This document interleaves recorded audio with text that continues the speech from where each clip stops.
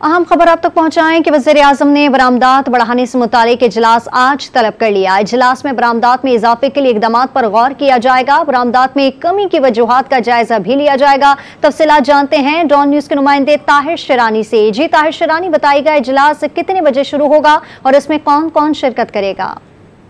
देखें, वज़ीर-ए-आज़म शहबाज शरीफ की जानिब से आज इजलास 3:30 बजे तलब किया गया है और हुकूमत को क्योंकि बरामदात बढ़ाने से मुतालिक एक बड़ा चैलेंज दरपेश है। रवा माली साल के पहले 10 माह के दौरान बरामदात में मजमूई तौर पर 11.71% की कमी हुई है।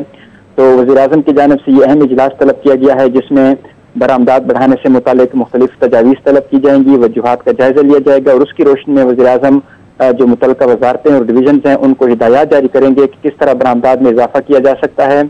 ज़राइन ने हमें ये बताया है कि इजलास में वफाकी वज़ीर ख़जाना इसाक डार, वज़ीर तिजारत नवीद कमर, वज़ीर सनत व पैदावार, FBR के हुकाम और जो दीगर मुतल्लिका आला हुकाम है वो शरीक होंगे।